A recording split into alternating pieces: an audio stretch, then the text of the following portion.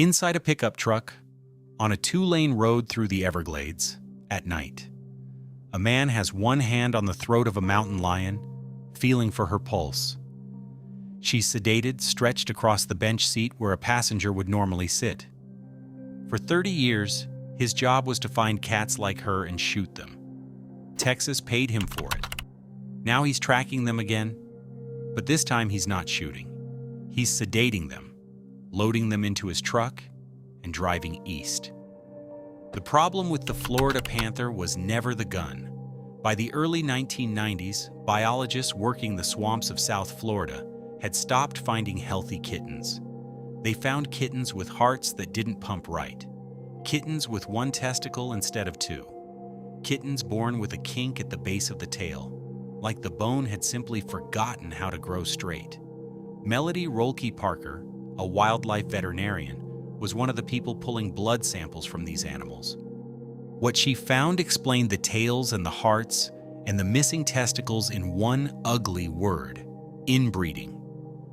Fewer than 30 panthers were left, all descended from a handful of survivors hiding in the same stretch of swamp since hunting was banned in 1958.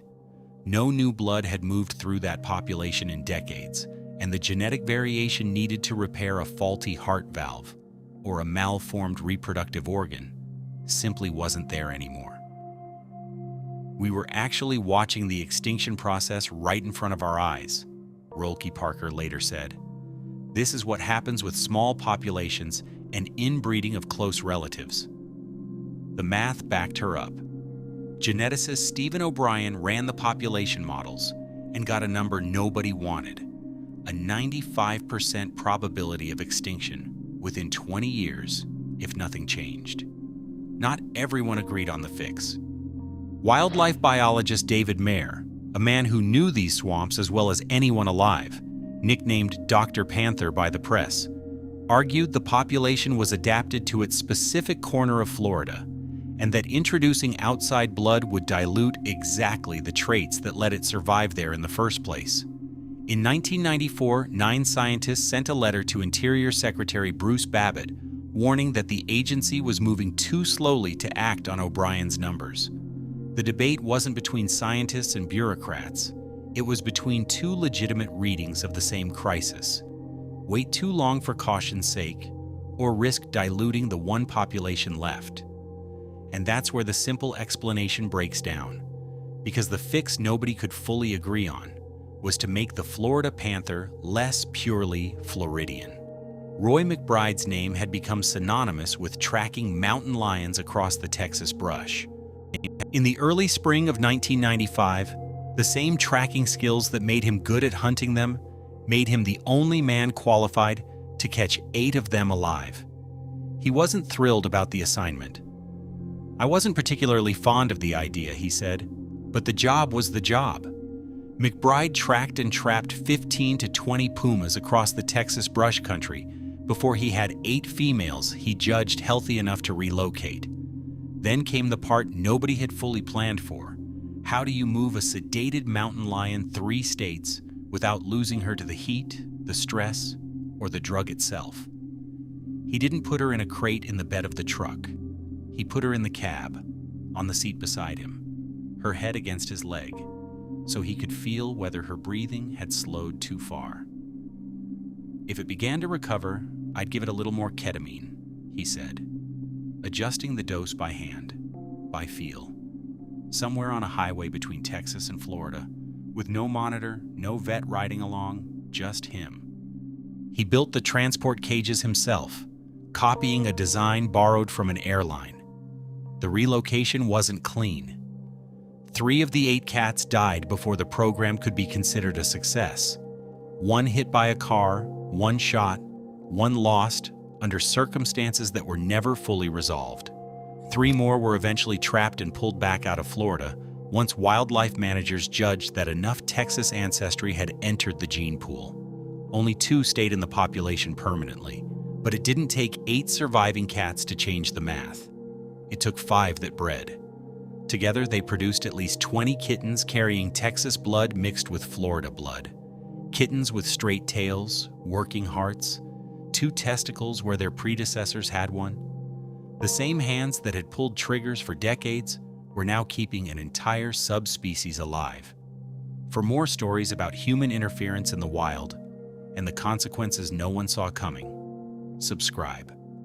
Because the straight-tailed kittens were not the end of the story. They were the start of a different problem.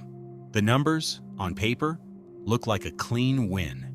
Heterozygosity, the measure of genetic diversity that tells biologists how much room a population has left to adapt, roughly doubled, climbing from around 16% to around 24%. A 2025 whole genome study of post-rescue panthers found something more specific.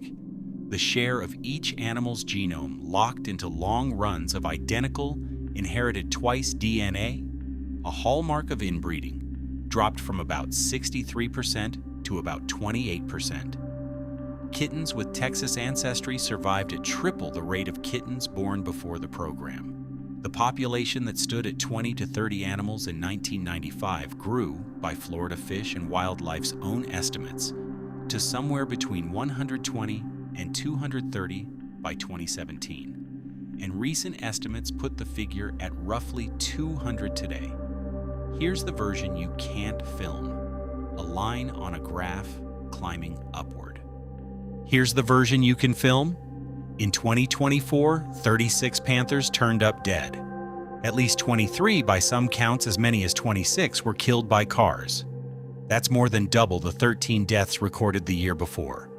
The same recovery that gave the panther a wider gene pool also gave it a wider range. More cats, covering more ground, crossing roads built for people, not for an animal that needs 40 square miles of unbroken territory to call home. There's a second number that's harder to sit with. The 2025 genomic study also found that the total number of harmful mutations carried by Florida panthers didn't actually shrink after the rescue. It stayed roughly the same. What changed is how those mutations are expressed. With a healthier copy of each gene now coming from the Texas side, the damaged Florida copy is masked rather than removed. Researchers modeling the population forward estimate that if numbers stayed this low for another 20 generations, the protective effect could fade. The mutations are still there, they're just hidden for now. One honest gap in this story: nobody has run a fresh population-wide count since 2015. Every figure since then, including the roughly 200 you just heard, is an estimate built on partial surveys and budget-strapped fieldwork, not a complete census. There's a quieter finding underneath the masking problem, and it cuts against the fear most people had going in. Researchers also measured how much of each panther's genome traces back to Florida ancestry versus Texas. It sits between 59 and 80% Florida, and instead of shrinking generation over generation, that share has held steady or even crept upward. The Texas lineage didn't overwrite the Florida one, it propped it up. For more than 40 years, no female panther crossed north of the Caloosahatchee River. Males did it routinely, wide-ranging, willing to swim, willing to wander. Females stayed south, tied to the same small-range generation after generation, which is exactly why the population stayed locked into one place, vulnerable to one bad season, one bad stretch of highway. In 2017, that changed. A female was confirmed north of the river for the first time since 1973. In 2025, a trail camera at Babcock Ranch Preserve caught something that hadn't been documented in over 4 decades. A female with kittens, born on the north side. You've probably driven through land like this without thinking twice about it. A stretch of pine flatwoods or palmetto scrub that looks empty from the highway. To a panther, that's not empty. That's the last route north. And right now, that route is disappearing. Since 2008, more than 30,000 acres of panther habitat have been lost to development in South Florida. A project called Rural Lands West, over 10,000 acres of planned housing, sits a few miles from the Florida Panther National Wildlife Refuge. And as of this year, it's the subject of a lawsuit brought by conservation groups arguing The federal government approved it without honestly weighing the risk to the species. Roughly 5,000 of those acres are documented panther habitat outright. What's happening is this phenomenon of death by 1,000 cuts, says Jason Todiu, a senior attorney involved in that fight. Money spent decades from now trying to rebuild a population, he argues, could have been avoided entirely had the habitat simply been left alone. The Endangered Species Act is supposed to prevent exactly this, but the law only blocks a project if regulators formally decide it puts the species in jeopardy. And regulators keep deciding it doesn't, one development at a time. That's the legal mechanism the 2026 lawsuit is built around. The state isn't doing nothing. The Florida Department of Transportation has committed roughly $6.1 million to building wildlife underpasses that would let panthers cross beneath new roads instead of over them. But the underpasses are going up slower than the subdivisions above them, funding approved one fiscal year at a time, against a development pipeline that doesn't wait for budgets. In June of 2024, the Florida Panthers hoisted the Stanley Cup for the first time in the franchise's 30-year history. Thousands of fans filled the streets of South Florida, waving flags with the team's logo, a sleek, stylized cat, mid-stride, claws out. That same year, the actual animal the team is named after recorded its deadliest year on record. 36 dead, most of them on the road. Nobody planned the timing. It's simply what happened. In the same 12 months, a few hundred miles apart, a parade for the symbol, a body count for the source. Here's what's true, and it isn't small. The Florida panther was, by every serious model available in 1995, on a one-way path to extinction within a generation. Today, there are roughly 200 of them. Kittens are born with straight tails and working hearts. Females have pushed into territory they hadn't occupied in a lifetime. That is a real, measurable rescue. Not a myth, not a marketing line. The 8 cats Roy McBride drove east in the cab of his truck are part of the reason the species is still here to argue about. We're good at honoring what an animal represents: a logo, a mascot, a name on a jersey. We're considerably worse at making room for what it actually needs: 40 square miles per cat, a corridor across a river, a county commission that says no to one more subdivision. 200 panthers are alive because of what McBride did in 1995. But those 200 need room. And room is what's running out. What happens next isn't decided in a lab. It's decided by the county commission. And whether they approve the next development. We fixed the genes. We didn't fix the space. Is that still a rescue? Or just a delay?